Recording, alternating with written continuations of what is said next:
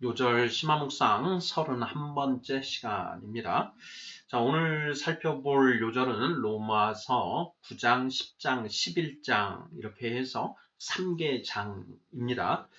소제목은 로마서 9, 10, 11장과 하나님의 예정이라는 소제목이 붙어 있고요. 심화묵상 질문은 모두 10개로 되어 있습니다. 질문을 읽어보도록 하겠습니다. 1번 로마서 9, 10, 11장을 관통하는 주제는 무엇인가요?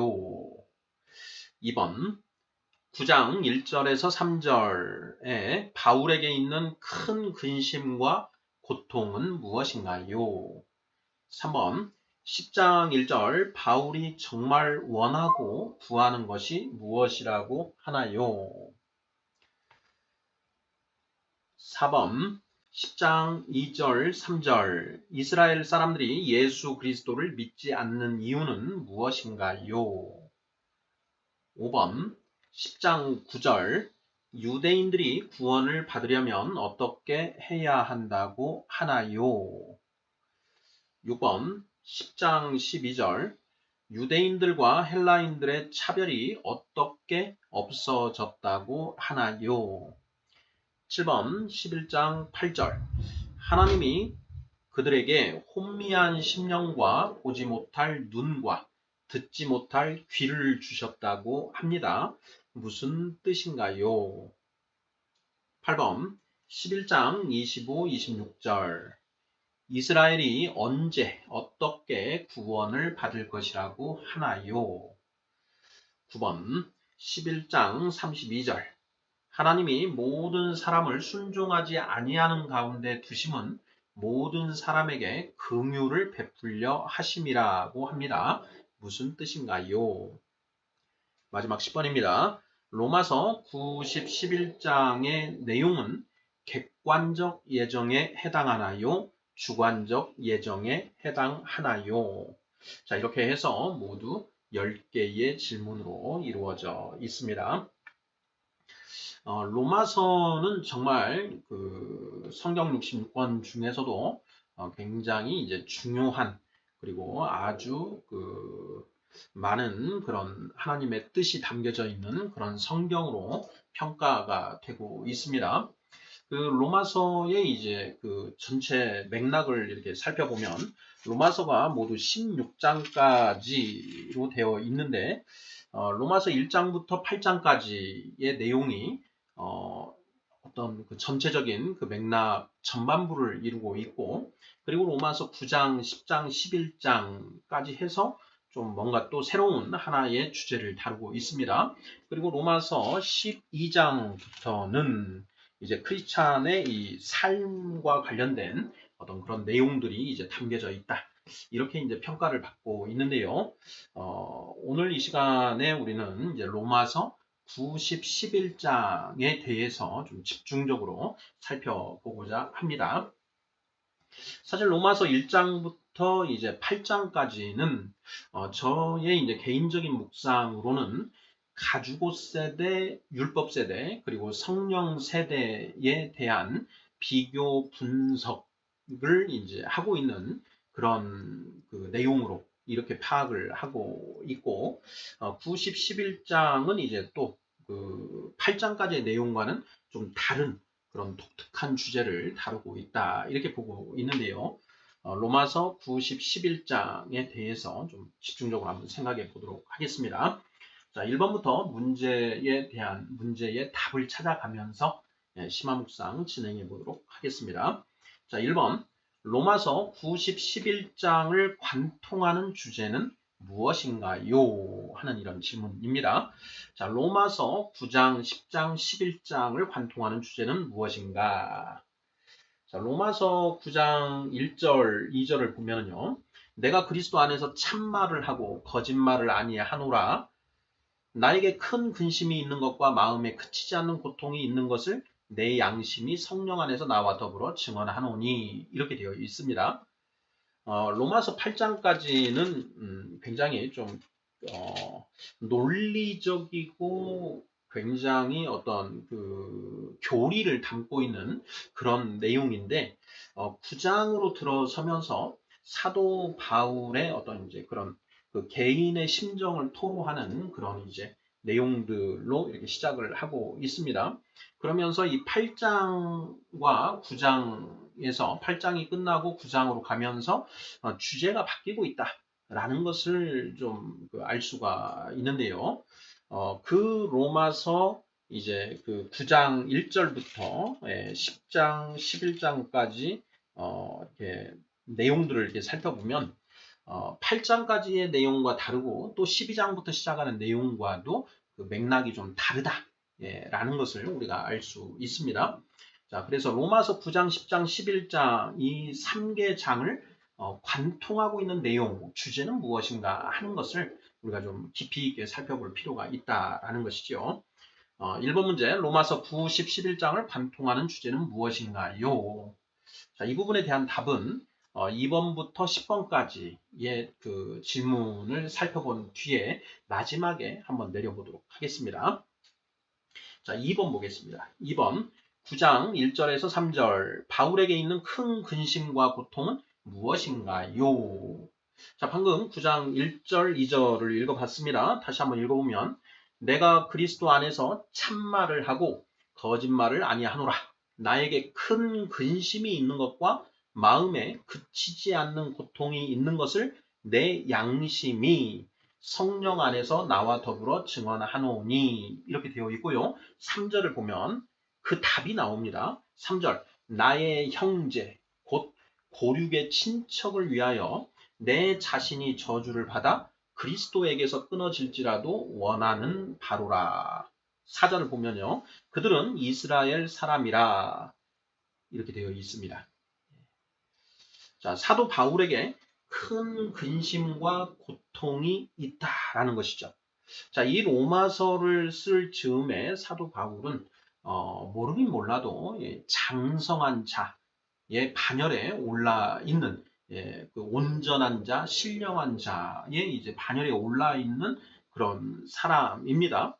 자, 우리가 장성한 자, 온전한 자, 신령한 자의 반열에 들게 되면 이 땅에서부터 사실 천국을 누리면서 살아가는 그런 상태라고 할 수가 있는데 그러한 장성한 자인 바울에게 큰 근심과 고통이 있다. 아니, 이 땅에서부터 천국을 누리면서 살고 있는 바울에게 큰 근심과 고통이 과연 무엇인가? 바울이 그 핍박과 박해를 많이 받고 있는데 그것으로 인한 근심과 고통인가? 그럴 리는 없다라는 것이죠. 오히려 사도들은 예수님의 나라를 위해서 자신이 핍박받고 박해받는 것을 오히려 기쁘게 생각하고 있지 않습니까? 그래서 사도 바울 선생이 자신이 핍박받고 박해받는 그것 때문에 큰 근심과 고통을 가질 리는 없다라는 걸 우리가 당연히 알 수 있습니다. 자, 그러면 장성한 자로서 이 땅에서부터 천국을 누리고 있다라고 할 수 있는 그 사도 바울 선생의 마음에 큰 근심과 고통이 있다니 도대체 무엇인가 하는 의문을 우리가 당연히 가져봐야 됩니다. 자, 이에 대해서 이제 사도 바울 선생은 바로 그 큰 근심과 걱정거리가, 고통거리가 누구냐? 바로 나의 형제, 곧 고륙의 친척, 바로 이스라엘 사람들 때문이다. 이렇게 이야기를 하고 있는 것이죠. 자, 이스라엘 이 형제, 이스라엘 사람들이 도대체 무엇을 어떻게 했기에 바울 선생이 그들로 인해서 큰 근심과 고통이 있는 것인가요? 네, 이것도 정말 우리가 잘 쫓아가 봐야 됩니다. 우리가 말씀을 통해서 이제 더 알 수 있는 내용인데요. 그 유대인들이 이스라엘 그 사람들이 이스라엘 백성들이 예수 그리스도를 전하는 사도 바울을 핍박하고 박해하기 때문에 그걸로 인해서 사도 바울이 근심과 고통을 받는 것인가? 아니면 다른 이유인가? 이것을 생각해 봐야 됩니다. 예, 그 절대 이스라엘 이 백성들이 예수 그리스도를 전하는 사도 바울을 박해하고 핍박하는 것, 그 자체 때문에 사도 바울 선생이 큰 근심과 고통이 있는 것은 아니다라는 것이죠. 그러면 무엇 때문에 고통을 받는 것인가? 바로 이제 이어지는 그 말씀 속에서 우리가 답을 찾아볼 수 있습니다. 4절, 5절, 6절까지 한번 읽어보면 답이 나올 것 같습니다. 읽어보도록 하겠습니다. 자, 4절. 그들은 이스라엘 사람이라 그들에게는 양자됨과 영광과 언약들과 율법을 세우신 것과 예배와 약속들이 있고 5절. 조상들도 그들의 것이요 육신으로 하면 그리스도가 그들에게서 나셨으니 그는 만물 위에 계셔서 세세의 찬양을 받으실 하나님이시니라. 아멘. 6절. 그러나 하나님의 말씀이 폐하여진 것 같지 않도다. 이스라엘에게서 난 그들이 다 이스라엘이 아니요. 이렇게 이어집니다. 예, 읽어보면 요지는 하나님의 언약과 그리고 그 율법까지 받은 우리 이스라엘 그 백성들이 예수 그리스도를 믿지 않는다라는 것이죠.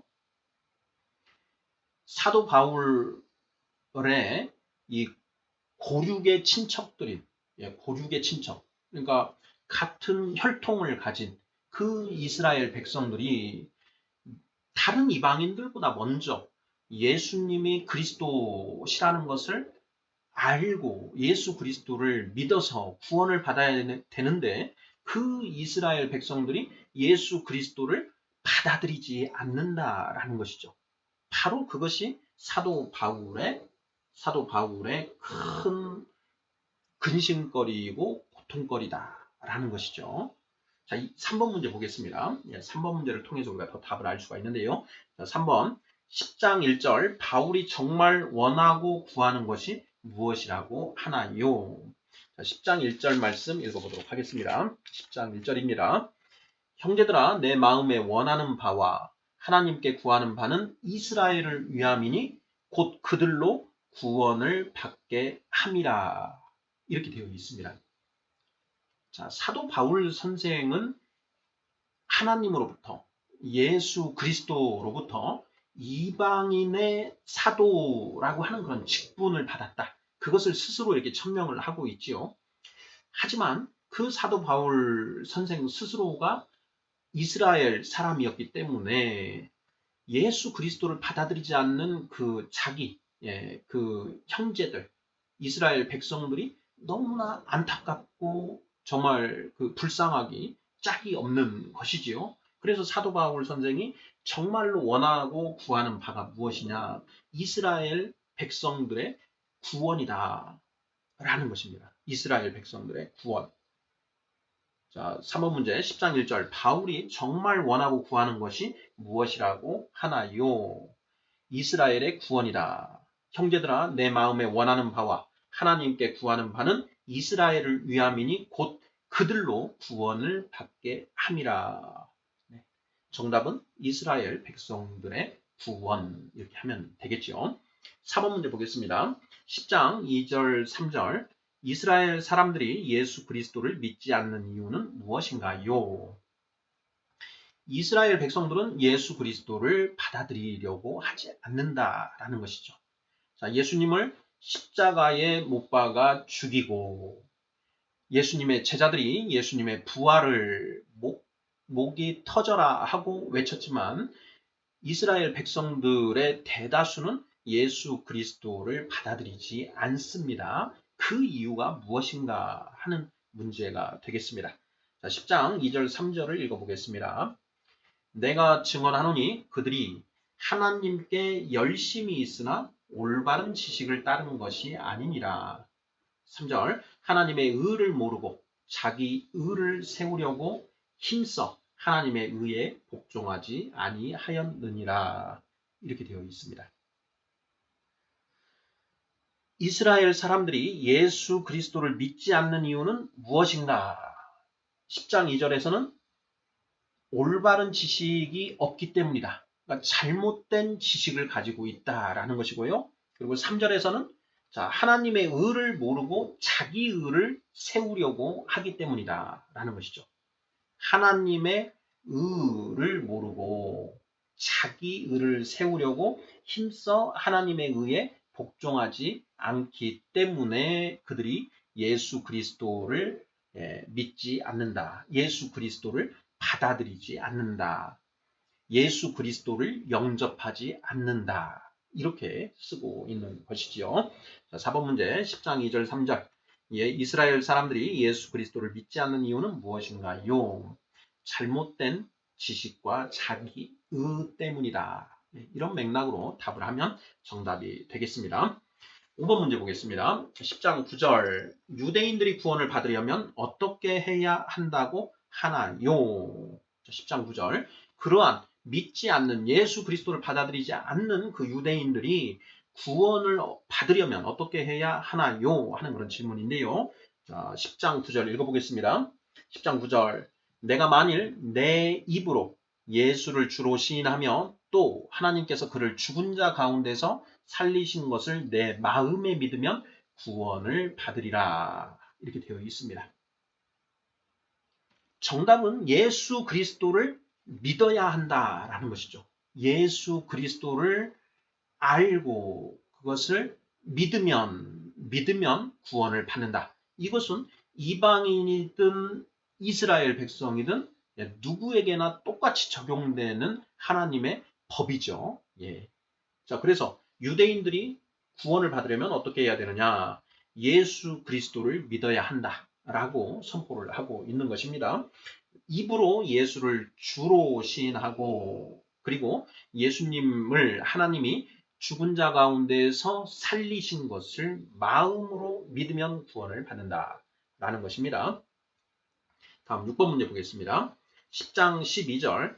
유대인들과 헬라인들의 차별이 어떻게 없어졌다고 하나요? 본문 읽어보도록 하겠습니다. 10장 12절입니다.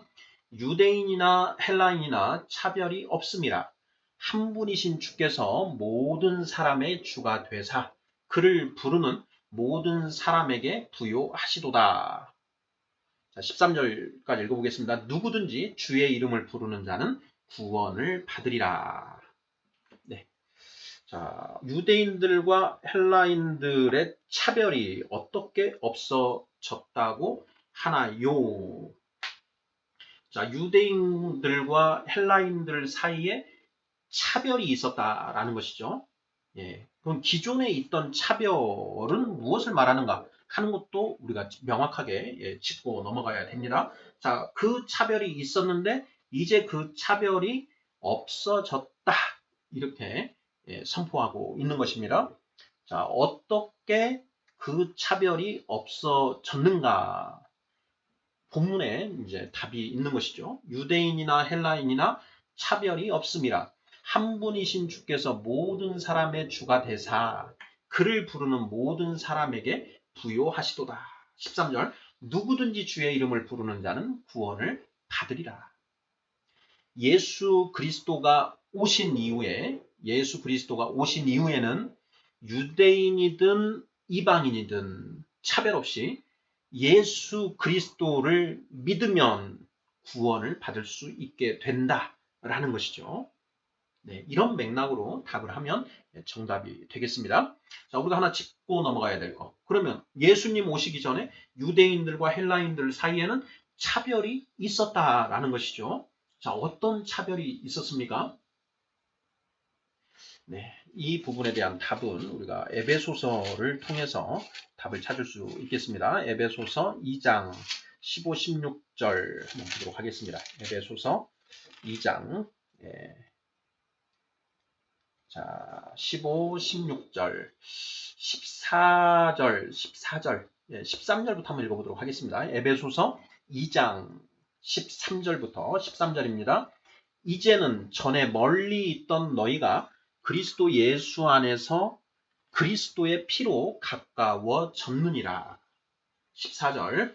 그는 우리의 화평이신지라 둘로 하나를 만드사 원수된 것 곧 중간에 막힌 담을 자기 육체로 하시고 15절. 법조문으로 된 계명의 율법을 폐하셨으니 이는 이 둘로 자기 안에서 한 세 사람을 지어 화평하게 하시고 이렇게 되어 있습니다. 여기에 자 너희가 전에 멀리 있던 너희가 그리고 둘로 하나를 만드사 이렇게 되어 있는데 이 둘이 무엇을 가리키는가? 이것도 우리가 정확하게 이해를 해야 됩니다. 자, 이 둘이 누구를 가리키는가 하는 것은 이제 그 앞부분을 살펴보면 됩니다. 자, 2장 11절입니다. 에베소서 2장 11절 읽어보겠습니다. 그러므로 생각하라. 너희는 그때에 육체로는 이방인이요 손으로 육체에 행한 할례를 받은 무리라 칭하는 자들로부터 할례를 받지 않은 무리라 칭함을 받는 자들이라. 12절 그때에 너희는 그리스도 밖에 있었고 이스라엘 나라 밖의 사람이라 약속의 언약들에 대하여는 외인이요 세상에서 소망이 없고 하나님도 없는 자이더니 이렇게 되어 있습니다. 자, 여기서 둘로 하나를 만드셨다라고 하는데 이 둘은 누구를 가리키느냐? 바로 이방인과 이스라엘 백성을 가리키는 것이죠. 그 둘이 이방인과 이스라엘 백성들이 원수지간이었다라는 것이죠. 원수였는데 예수 그리스도를 통해서 하나 화평이 가능하게 되었다. 이걸 지금 선포하고 있는 것입니다. 자, 그러면 이방인과 이 유대인들, 이스라엘 백성들과의 차이점이 무엇이었느냐? 바로 15절에 나오는 법조문으로 된 계명의 율법, 이것에 의해서 차별이 이루어졌지요. 하나님이 모세를 통해서 아브라함의 자손인 이스라엘 백성들에게 특별 계시 율법을 주셨습니다. 자, 특별 계시 율법을 받은 그 이스라엘과 아직 자연 계시 율법 하에 있는 이방인들은 엄청난 차이가 있었다라는 것이죠. 아브라함의 그 순종함으로 인해서 아브라함의 자손들이 하나님의 복을 받아서 그 특별 계시 율법을 받을 수 있게 되었다. 하나님의 은총 안에 있었다라는 것이죠. 자, 이렇게 해서 이방인들과 이 이스라엘 간에는 차별이 존재했다라는 것입니다.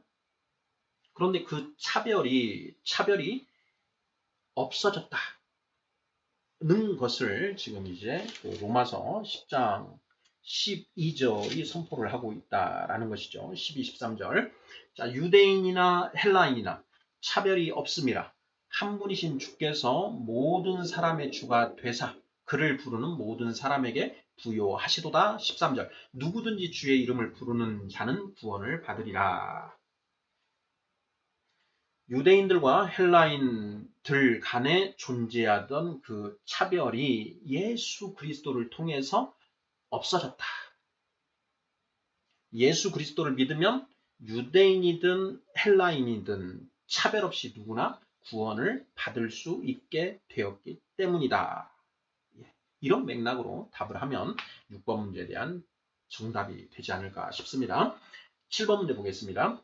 11장 8절 하나님이 그들에게 혼미한 심령과 보지 못할 눈과 듣지 못할 귀를 주셨다고 합니다. 무슨 뜻인가요? 11장 8절 로마서 읽어보도록 하겠습니다.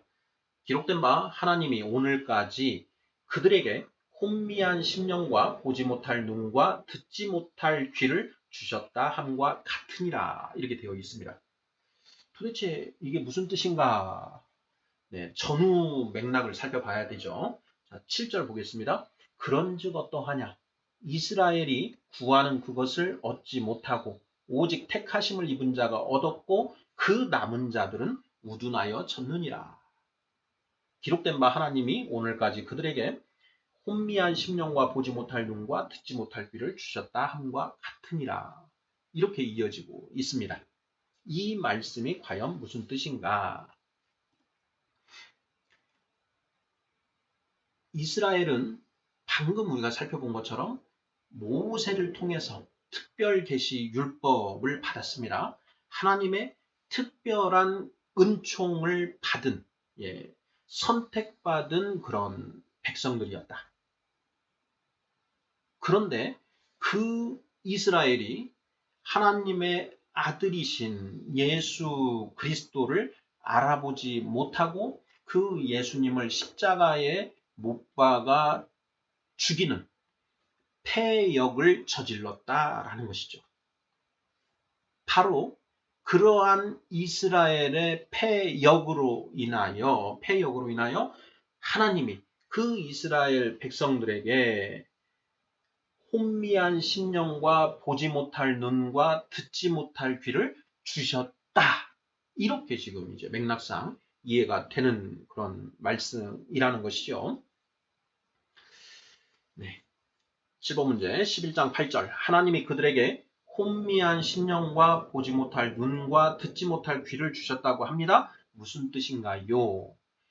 하나님의 아들이신 성자 하나님을 알아보지 못하고 예수님을 십자가에 못 박아 죽인 그 패역한 이스라엘 백성들을 하나님이 가증하게 여기셔서 그들에게 혼미한 심령과 보지 못할 눈, 듣지 못할 귀를 주셔서 그들이 아둔해졌다, 우둔하여 졌다 라는 그런 의미 맥락으로 답을 하시면 정답이 되겠습니다. 자, 8번 문제 보겠습니다. 자, 11장 25, 26절 이스라엘이 언제 어떻게 구원을 받을 것이라고 하나요? 자, 11장 25, 26절 읽어보도록 하겠습니다. 형제들아 너희가 스스로 지혜 있다 하면서 이 신비를 너희가 모르기를 내가 원하지 아니하노니 이 신비는 이방인의 충만한 수가 들어오기까지 이스라엘의 더러는 우둔하게 된 것이라. 26절 그리하여 온 이스라엘이 구원을 받으리라. 여기까지만 읽으면 됩니다. 11장 25, 26절 이스라엘이 언제 어떻게 구원을 받을 것이라고 하나요? 26장의 하반절도 읽어보도록 하겠습니다. 26장 하반절, 26절 하반절 기록된 바 구원자가 시온에서 오사 야곱에게서 경건하지 않은 것을 돌이키시겠고 27절 내가 그들의 죄를 없이 할 때에 그들에게 이루어질 내 언약이 이것이라 함과 같으니라. 네, 25, 26, 27절까지 같이 봐야 정답이 나오겠네요. 27절. 자, 11장 25, 26, 27절 이스라엘이 언제 어떻게 구원을 받을 것이라고 하나요? 자, 먼저 언제 구원을 받는가 하는 것에 대한 답을 찾아보면요. 25절에 나오죠. 이방인의 충만한 수가 들어오기까지 이스라엘의 더러는 우둔하게 된 것이라 그리하여 온 이스라엘이 구원을 받으리라 이렇게 되어 있습니다. 자, 언제 이스라엘이 구원을 받게 되느냐? 방금 우리가 7번 문제에서 하나님이 예수님을 십자가에 못 박아 죽인 패역한 이스라엘 그 백성들에게 혼미한 심령과 보지 못할 눈과 듣지 못할 귀를 주셔서 그들을 우둔하게 만드셨다라고 했습니다. 그것이 언제까지 지속되느냐 하는 그런 문제가 되는 것이죠. 언제 하나님이 그 혼미한 심령과 보지 못할 눈과 듣지 못할 귀를 거두어 들이셔서 그 이스라엘 백성들이 이제 예수 그리스도를 알고 받아들이게 되는가 하는 그런 질문이 되는 것이죠. 자, 정답은 이방인의 충만한 수가 들어온 이후 이렇게 되는 것이죠. 이방인의 충만한 수가 들어올 때까지 이스라엘의 다수가 우둔하게 된 것이라. 그러니까 이방인의 충만한 수가 들어오면 그때 하나님이 이스라엘 백성들에게 주셨던 혼미한 심령과 보지 못할 눈과 듣지 못할 귀를 거두어 들이셔서 이스라엘이 이제 비로소 예수 그리스도를 깨닫게 된다. 이런 말씀이 되는 것이죠. 자, 하나님이 언제 이스라엘을 구원하실 것입니까? 자, 이방인의 충만한 수가 구원을 받은 후라고 대답을 하면 정답이 되겠습니다. 자, 언제는 이제 해결이 됐고요. 자, 어떻게 구원을 받을 것인가 하는 것에 대한 이제 답도 찾아봐야 되겠습니다. 자, 그 답은 26절 하반절과 27절에 기록이 되어 있습니다. 자, 기록된 바 구원자가 시온에서 오사 야곱에게서 경건하지 않은 것을 돌이키시겠고 27절 내가 그들의 죄를 없이 할 때에 그들에게 이루어질 내 언약이 이것이라 이렇게 되어 있습니다. 어떻게 이스라엘을 구원하시는가? 야곱에게서 경건하지 않은 것을 돌이키시고 그들의 죄를 없이 하심으로써 이렇게 답을 하면 되겠지요. 자, 어떻게 야곱에게서 경건하지 않은 것을 돌이키시고 그들의 죄를 없이 하시는가? 네, 정답은 예수 그리스도를 믿고 예수 그리스도의 이름으로 세례를 받게 하심으로써 이렇게 되는 것이죠. 사도행전 2장 38절 너희가 회개하여 주 예수 그리스도의 이름으로 세례를 받으라. 그리하면 죄사함을 받고 성령의 선물을 받으리니 이렇게 되어 있습니다. 이방인의 충만한 수가 구원을 받은 이후에 자 이스라엘이 드디어 예수 그리스도를 깨닫게 되고 예수 그리스도를 영접함으로써 이스라엘이 구원을 받게 된다. 이런 맥락으로 답을 하면 맞을 것 같습니다. 9번 문제 보겠습니다. 11장 32절 하나님이 모든 사람을 순종하지 아니하는 가운데 두심은 모든 사람에게 긍휼을 베풀려 하심이라고 합니다. 무슨 뜻인가요? 32절 읽어보겠습니다. 11장 32절입니다. 하나님이 모든 사람을 순종하지 아니하는 가운데 가두어 두심은 모든 사람에게 긍휼을 베풀려 하심이로다. 이렇게 되어 있습니다. 자, 여기에 모든 사람이라고 되어 있는데 이 모든 사람은 누구를 가리키는가? 이방인과 이스라엘 이렇게 나누어서 보면 되죠. 자, 이방인들을 이 불순종 가운데 가다 두셨다가 또 유대인들을 불순종 안에 가두어 두셨다. 그 이유가 무엇이냐? 모든 사람에게 긍휼을 베풀려 하심이로다.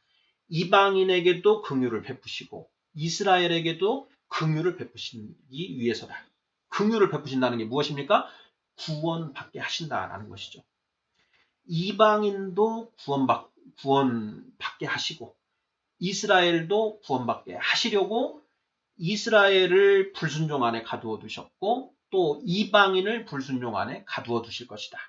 이런 얘기가 된다라는 것이죠. 그래도 잘 이해가 안 될 수 있습니다.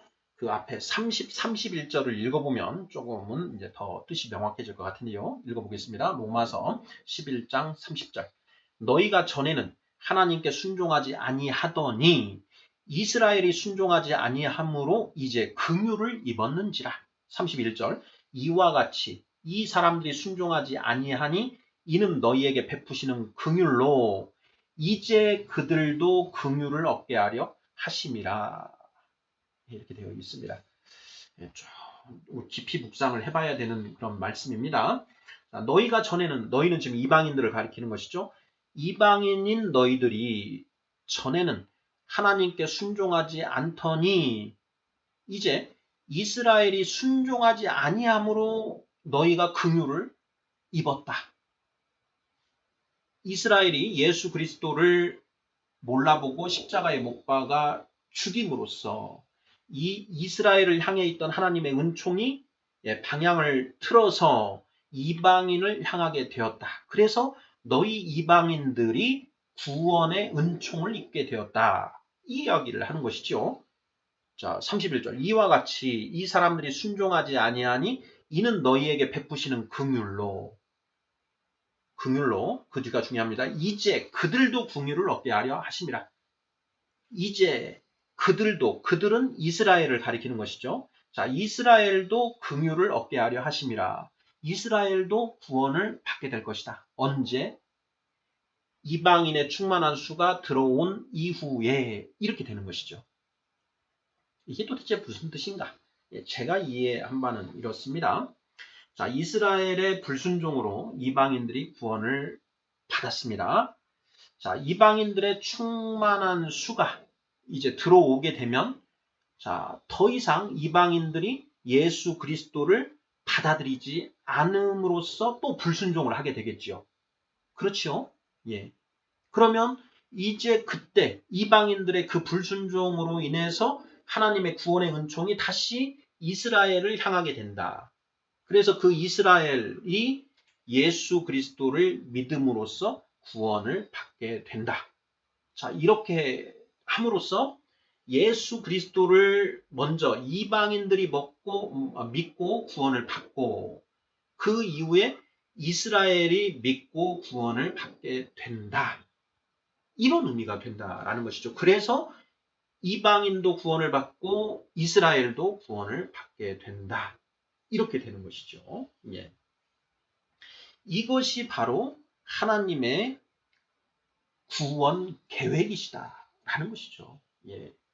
33절입니다. 깊도다 하나님의 지혜와 지식의 풍성하며 그의 판단은 헤아리지 못할 것이며 그의 길은 찾지 못할 것이로다. 25절에 형제들아 너희가 스스로 지혜 있다 하면서 이 신비를 너희가 모르기를 내가 원하지 아니하노니 이 신비는 이방인의 충만한 수가 들어오기까지 이스라엘의 더러는 우둔하게 된 것이라. 그리하여 온 이스라엘이 구원을 받으리라. 이게 하나님의 신묘막측한 그 계획이시다라는 걸 선포하고 있다라는 것이죠. 이해되시죠? 예, 어려운 내용이 결코 아닙니다. 이스라엘에게 아브라함의 자손이었던 이스라엘에게 하나님의 은총이 먼저 내려졌습니다. 자, 그 이스라엘에서 구약시대의 교회에서 예수님이 나셨죠. 예수 그리스도가 나셨는데 정작 이스라엘은 예수 그리스도를 알아보지 못하고 십자가에 못 박아 죽였습니다. 그러자 하나님이 이 이스라엘을 향해 있던 은총을 이방인에게 옮기신 것이죠. 그래서 이스라엘은 예수 그리스도를 믿지 않는데 이방인들은 예수 그리스도를 믿고 구원받기 시작한다라는 것입니다. 그리고 그 이방인들 중에 하나님이 계획하신 그 수가 충만하게 채워지면 이제 더 이상 이방인 중에 예수 그리스도를 믿는 자가 없는 것이고 그러면 다시 그 이방인을 향해 있던 하나님의 은총이 이스라엘에게 옮겨져서 이스라엘 중에 또 예수 그리스도를 믿고 구원받는 자들 하나님이 계획하신 숫자만큼 구원을 받게 된다. 그리하여 이방인 그리고 이스라엘 유대인이 모두 구원을 받게 된다. 이것이 하나님의 신묘막측한 그 계획이시다라는 것입니다. 어려운 내용 결코 아니죠. 10번 마지막 문제입니다. 자, 로마서 9, 10, 11장의 내용은 객관적 예정에 해당하나요? 주관적 예정에 해당하나요? 자, 정답은 무엇인가요?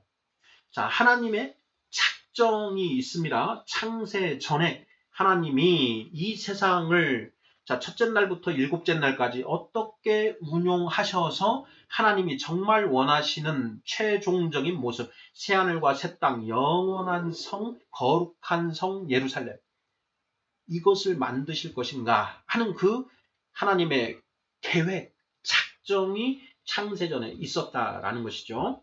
자, 그 계획에는 두 가지가 있다. 그 첫째 날부터 일곱째 날까지 진행될 그 일의 진행 과정에 대한 작정이 있고 또 그 진행 과정 각 단계마다 그 진행 과정 속에서 또 무수히 나고 죽는 그 수많은 사람들에 대한 그 각각의 사람들의 각각의 결말에 관한 작정이 있으셨다라는 것입니다.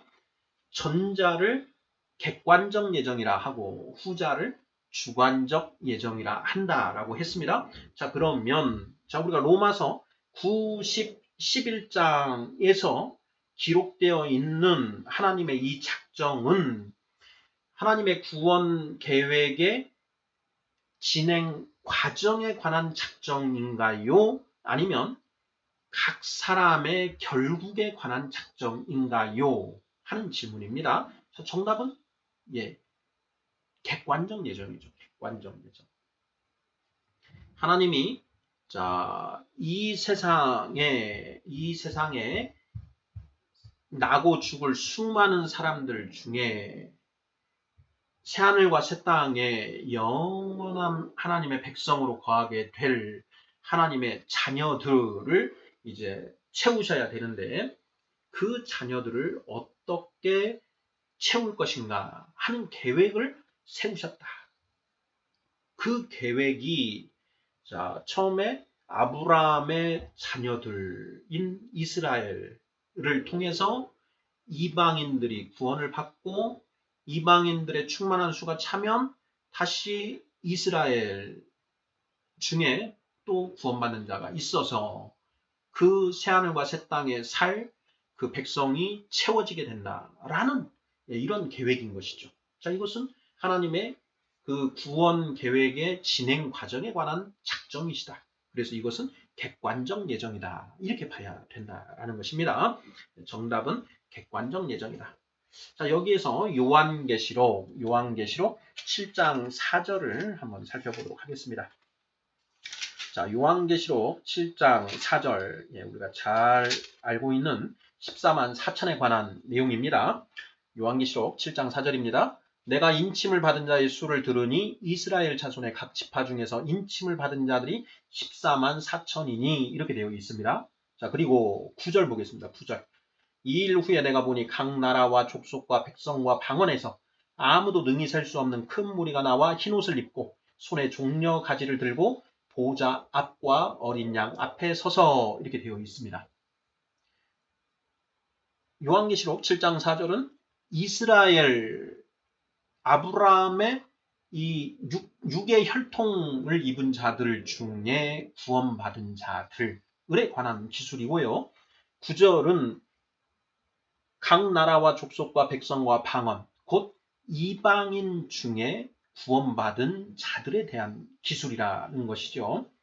이스라엘 중에는 14만 4천이요. 각 지파별로 1만 12,000명씩. 그리고 이방인 중에는 아무도 능히 셀 수 없는 큰 무리가 구원을 받는다. 이것이 이들이 새하늘과 새 땅에 거주하게 될 하나님의 백성들이다. 여기 14만 4천이 정말 우리가 세는 그 수의 단위로서 14만 4천이냐 아니면 더 많은 많다는 의미에서 이거냐. 이거는 하나님만 아시는 거니까요. 거기에 대해서 굳이 더 알려고 할 필요도 없을 것 같습니다. 우리는 이스라엘이 아니고 이방인이기 때문에 우리는 그 요한계시록 7장 9절에 각 나라와 족속과 백성과 방언에 이제 그 흰옷을 입은 자들 중에 이제 속하게 된다. 이렇게 생각을 하면 될 것 같습니다. 자, 그럼 1번 문제. 1번 문제를 우리가 놔뒀죠. 자, 로마서 90, 11장을 관통하는 주제는 무엇인가요? 자, 2번부터 10번까지의 문제를 살펴본 이유가 있습니다. 로마서 90, 11장에 관통하는 주제가 무엇인가를 우리가 좀 더 명확하게 하기 위해서 그 문제를 살펴봤습니다. 자, 1번 로마서 90, 11장을 관통하는 주제는 무엇인가요? 이스라엘과 이방인에 대한 하나님의 구원 계획, 하나님의 작정이라고 이렇게 답을 하면 되지 않을까 싶습니다. 이제 제가 믿기 전에 기독교는 유대인의 종교인데 왜 한국인인 내가 믿어야 되는가 하는 그런 의문을 가졌었습니다. 이제 성경 내용을 모르기 때문에 그런 의문을 가진 것이죠. 성경은 성경에 기록된 하나님은 이스라엘만의 하나님이 아니시고 이 세상 모든 이들의 하나님이시다라는 것이죠. 창조주이십니다. 그래서 하나님이 만드신 이 세상에 속한 모든 것의 주인이시다. 그래서 그 하나님을 이스라엘만의 하나님이다라고 인식하는 것은 우리의 무지에서 비롯된 것이다라는 것이죠. 로마서 90, 11장이 이스라엘과 이스라엘뿐만 아니라 이방인에 대한 그 하나님의 구원 계획을 모두 포괄해서 설명해 주고 있는 정말 정말 그 중요한 그런 내용을 담고 있는 그런 장이다라는 걸 우리가 알 수 있습니다. 자, 로마서 90, 11장을 관통하는 주제는 이스라엘과 하나님에 대한 하나님의 구원 계획, 이렇게 답을 하면 맞지 않을까 싶습니다. 자, 6월 심화묵상 31번째 시간으로 로마서 90, 11장과 하나님의 예정이라는 제목으로 이제 그 내용 전체적인 개관을 해보았고요. 다음 시간에는 이 로마서 90, 11장의 그 내용들을 좀 더 구체적으로 살펴보고자 합니다. 이것을 살펴보는 이제 그 목표와 이제 그 주요 그 관점은 로마서 90, 11장을 가지고 하나님의 그 예정과 관련된 그 논쟁이 치열하게 진행되고 있기 때문에 이것을 다시 한번 살펴보고자 하는 것입니다. 칼뱅 선생의 이중 예정론의 그 근거가 로마서 이제 그 9장에 하나님이 원하시는 자, 하고자 하시는 자를 긍휼히 여기시고 하고자 하시는 자를 완악하게 하시느니라. 자, 이 9장 18절 이 말씀을 가지고 그 이중 예정론에 대한 근거로 이렇게 설명을 하고 있고, 또 알미니안들은 그 칼뱅의 그런 어떤 칼비니스트들의 그런 주장에 대해서 격렬한 반대를 하고 있습니다. 그래서 그러한 논쟁의 이 근거가 된 이 로마서 9장 18절 그 토기장이의 이제 비유까지 해서 이 부분을 우리가 좀 더 정확하게 좀 이해해 보고자 하는 데에 본 심화 묵상의 목적이 있습니다. 다음 시간에 조금 더 그러한 내용들을 살펴보도록 하겠습니다. 아멘.